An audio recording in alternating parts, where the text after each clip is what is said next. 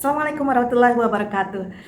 Senang bisa ngevlog lagi hari ini. Aku mau bawain cerita yang sangat-sangat tidak bisa dipercaya itu terjadi. Apa ceritanya? Yuk, kita. Malam itu ada seorang laki-laki bernama Gary Samuels. Dia diam tertunduk. Dia bingung. Dia harus bagaimana? Di sebelahnya ada seorang wanita muda dan seorang suaminya. Gak berapa lama kemudian datanglah polisi mengecek keadaan Gary dan mengecek keadaan sekitar dan tentunya mengecek keadaan mobilnya Gary. Jadi si mobil Gary itu tenggelam ke dalam air, nyungsep ke dalam sungai.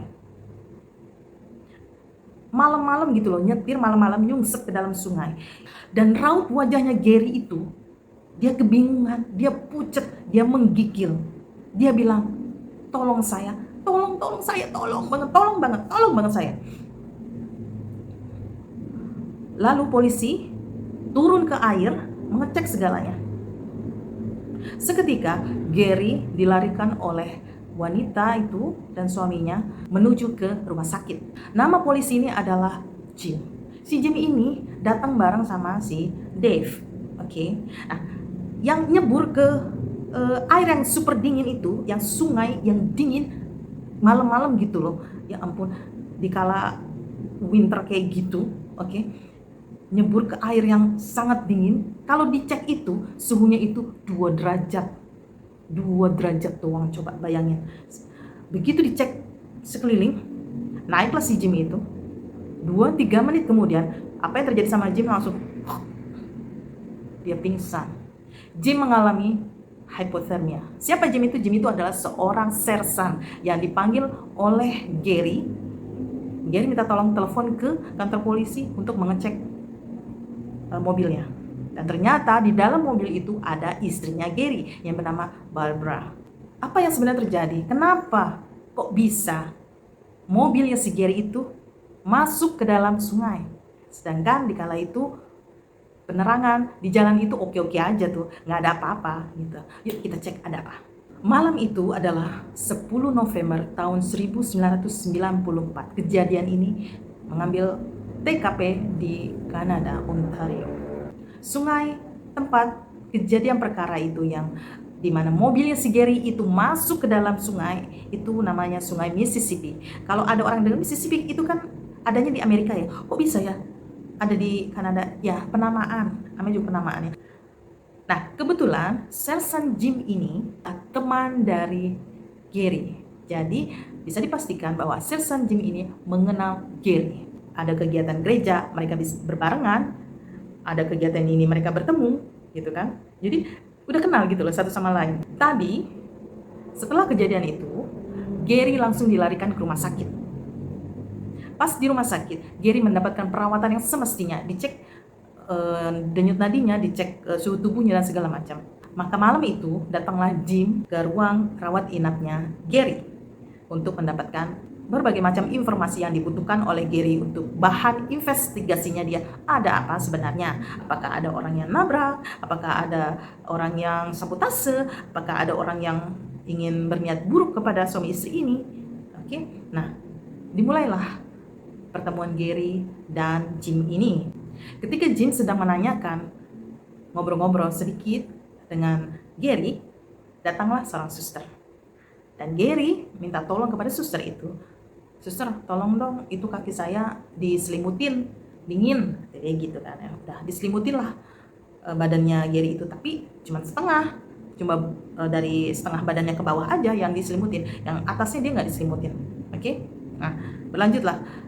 Jim bertanya kepada Gary, Gary, sebenarnya ada apa sih? Kok sampai mobil kamu itu masuk ke dalam sungai Mississippi? Gini loh Jim, jadi tadi tuh ceritanya saya itu jemput istri saya pulang kerja. Nah, pas saya jemput itu kira-kira sekitar jam 7:20 deh, kayak gitu. Dari situ saya sama istri saya itu punya janji untuk ketemu dengan orang lain lagi. Yuk, abis itu kita temuin dulu tuh orang itu tuh. Nah, begitu setelah ketemu orang itu, kami tuh punya rencana mau makan malam bersama di restoran gitu kan. Ya udah dari situ kita menuju ke restoran. Nah, begitu kita di jalan itu, ya, kan kamu tahu tuh yang ada di persimpangan itu loh, gitu kan. Nah, itu tiba-tiba ada mobil dari arah sebelah kanan saya yang mau berbelok, oke, ke arah saya, oke, masuk ke jalur saya dengan tidak ada, dia tuh nggak ada lampu gitu loh, dengan kecepatan tinggi. Ya saya kaget gitu kan, saya kaget kok bisa gitu. Ya udah, akhirnya saya banting setir ke arah kanan, oke, ya akhirnya saya nyemplung, mobil saya tuh nyemplung ke situ gitu loh. Ya, ya ampun, itu tuh saya tuh kaget banget. Begitu saya belok kanan, belok kiri, dengan tiba-tiba Barbara itu sudah ketakutan gitu kan, karena itu beloknya itu tiba-tiba gitu kan, karena saya panik gitu loh, saking paniknya saya gitu loh. Itu mobil nggak ada lampu, saya nggak bisa ngelihat, saya nggak ngelihat kedatangan dia, tiba-tiba ada dia di depan, di sebelah kanan saya. Ya udah, saya takut ketabrak, takut menabrak, akhirnya saya beloklah ke kiri. Nggak taunya mobil saya masuk ke dalam air, ke dalam sungai. Nah, ya ampun, sungainya itu dingin banget, nggak tahu deh, pokoknya mungkin di bawah 0 derajat Celcius kali ya gitu kan ya. Nah, saya saat itu begitu menyadari truk saya, mobil saya itu berbalik gitu kan ya, maksudnya terbalik, dalam keadaan terbalik di dalam sungai itu. Ya otomatis sedikit demi sedikit air itu masuk gitu kan. Nah, untungnya di bagian jendela di bagian sisi saya itu terbuka sedikit ya. Akhirnya saya berusaha untuk keluar, oke. Saya buka itunya walaupun agak sulit gitu. Pintu mau dibuka nggak bisa.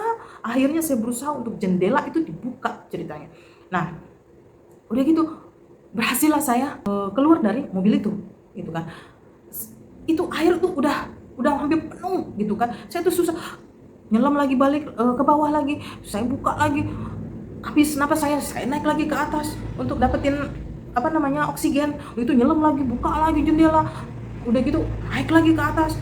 Begitu jendela udah kebuka, saya langsung keluar, saya berenang keluar. Udah gitu saya langsung tarik napas lagi, oke, ambil napas lagi. Saya ingat ada istri saya, oke, saya ingat banget ada istri saya di dalam gitu kan. Saya masuk lagi ke dalam mobil, sabuk pengaman istri saya susah untuk diiniin gitu. Ada yang saya berusaha untuk ngeluarin istri saya saat itu tuh stuck aja gitu loh, nggak bisa. Kayaknya ada yang bikin nggak bisa untuk dibawa keluar istri saya gitu. Susah, saya udah berusaha. Nah, akhirnya saya kehilangan kekurangan oksigen. Saya naik lagi ke atas gitu kan. Nah, udah gitu untungnya ada orang lewat. Nah, ada orang lewat, saya berhentiin, saya minta tolong ke dia gitu ya. Nah, akhirnya ditolonglah sama dia. Akhirnya mereka telepon ke kantor polisi. Akhirnya kamu datang. Emang mobilnya mobil apa? Kalian hampir bertabrakan. Aduh, aku nggak ngelihat Jim, aku nggak ngelihat, orang itu semuanya tiba-tiba kok gitu kok, nggak ada lampunya dia itu, aku mau ngelihat gimana. Oh ya sudah, Jim ngelihat ke arah sekitar. Nggak lama kemudian si Jim pamit pulang. Nah, jujur aja waktu itu si Jim itu begitu dia melangkah keluar rumah sakit, Jim ada rasa bingung.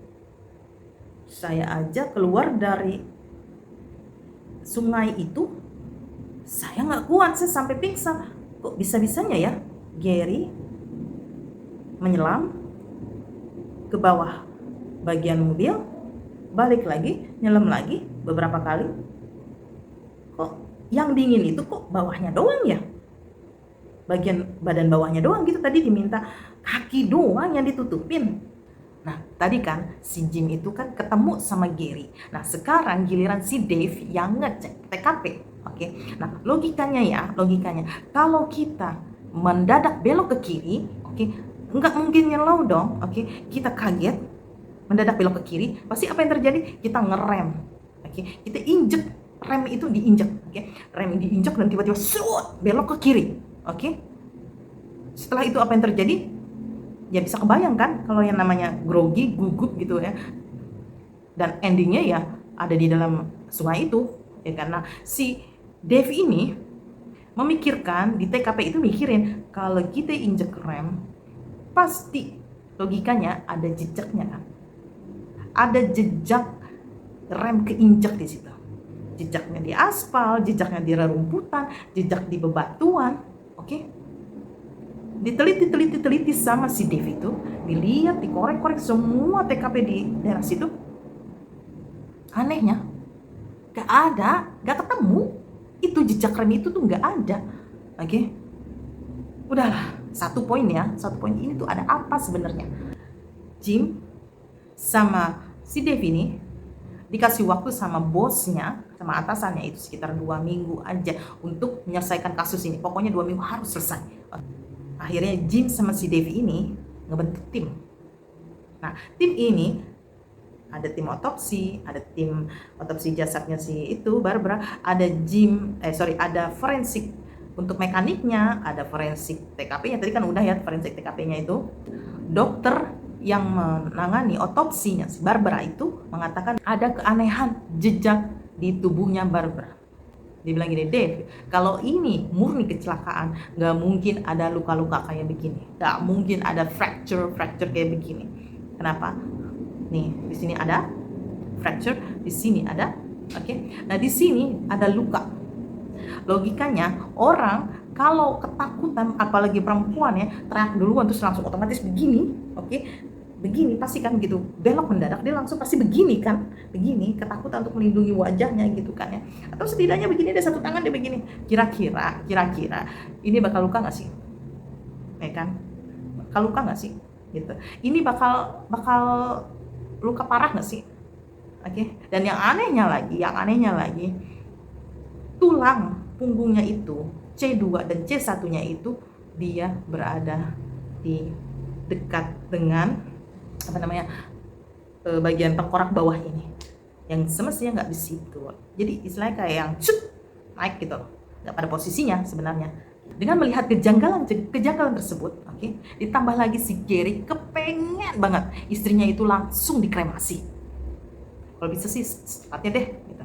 Loh, apa iya sih secepatnya gitu kan ya? Si Gary itu udah nggak peduli anaknya itu mau ngelihat, menghadiri atau enggak, pokoknya udah cepetan deh dikremasi deh gitu. Nah, begitu si Dave sama si Jim itu tahu, ya kan, dia jadi bingung, ini ada apa sih, apa dia berusaha untuk menutupi sesuatu. Nah, akhirnya penyelidikannya itu langsung diintensifkan, oke, dicek backgroundnya si Gary ini sebenarnya siapa. Nah, ternyata si Gary ini adalah seorang sales asuransi. Nah, akhirnya si Dave mewawancarai orang-orang sekitaran rumahnya si Gary. Bagusnya persis tetangga sebelahnya itu bilang ke si Dave dan si Jim ini bahwa pada hari itu, pada malam kejadian itu jam 7:30 ya, dia ngelihat si Gary itu pulang keluar dari mobilnya menuju ke rumah. Nah, dicatatlah keterangan itu dicatatlah satu-satu keterangan dari tangga itu. Terus kata si Dave, kok kamu bisa tahu itu dia pulang jam 7:30, jam 7:30? Ya iyalah, orang saya habis nonton film, bukan film ya, saya habis nonton TV, dan acara di TV itu kebetulan selesainya itu adalah 7:30. Oke, setelah selesai 7:30 itu saya keluar. Oke, karena saya ada keperluan, saya masuk ke mobil, saya lihat, oh tetangga saya udah pulang, makanya saya tahu itu 7:30. Itu saya yakin kok 7:30 gitu kan. Oh, oke. Nah, satu poin kan buat Jim sama si Dave. Oh, oke, begitu ceritanya. Oke. Nah, akhirnya si Dave ini nanya lagi ke tetangga lain tentang Barbara dan si Gary ini. Nah, kebetulan tetangga yang lain itu ngomong kalau memang malam itu sebenarnya si Barbara itu menyiapkan pesta. Dan Dave tahu keterangan dari tetangga itu, ya itu bilang si Jim pulang 7:30, ya satu lagi bilang memang si Barbara itu lagi nyiapin pesta. Si Jim sama Dave itu mendatangi Gary kembali yang sudah ada di rumah, ya. Nah, ditanya, oke. Dilihat kondisi rumah apa gimana, oke. Nah, suatu hari si Dave ini ada di kantornya, oke. Dia lagi ngurusin berkas-berkas, oke. Tiba-tiba ada telepon. Ternyata telepon itu dari si Kevin. Kevin itu adalah anak kandungnya si Barbara ini. Dia bilang, Bapak Dave, aku nemuin ini nih, koper, isinya mungkin penting ini kayaknya nih, coba deh lihat, datang ke sini gitu kan ya. Nah, akhirnya si Dave itu datanglah menemui si Kevin ini, oke. Nah, begitu dibuka kopernya itu isinya adalah polis asuransi, apalagi polis asuransi lagi, buka lagi, polis asuransi lagi. Semua dibuka adalah polis asuransi. Ada berapa semua totalnya? 20 lebih polis asuransi.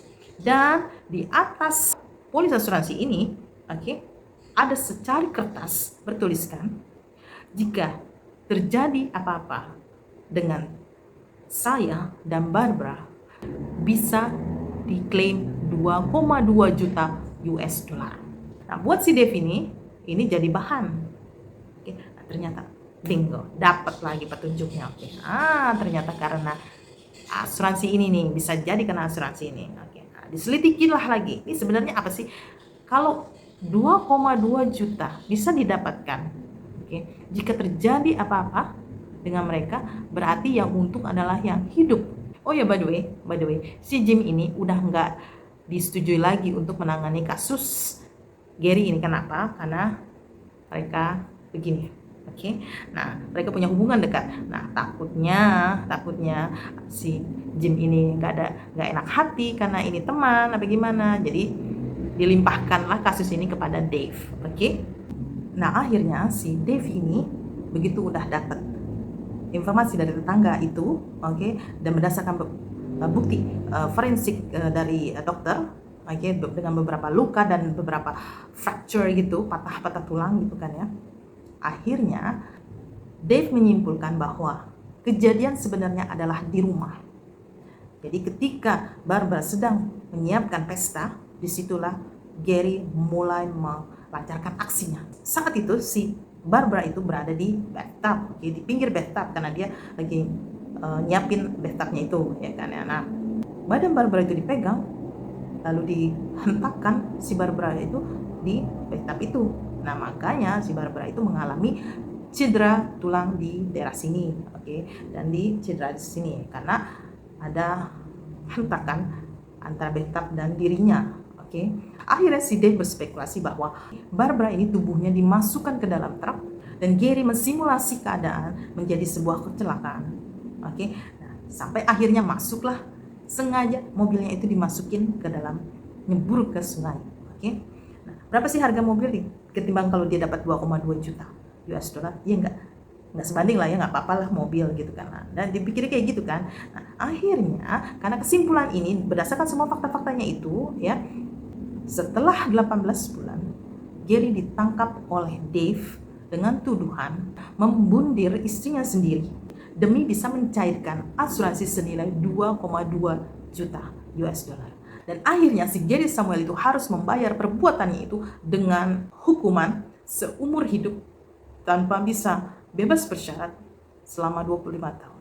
Nah, cukup sekian teman-teman kisah dari Kanada ini. Semoga bagi yang telah menikah, suami istri, saya doakan langgeng semuanya, dilindungi dari berbagai macam bahaya, oke, langgeng sampai ke surga, amin. Oke, wassalamualaikum warahmatullahi wabarakatuh. See you.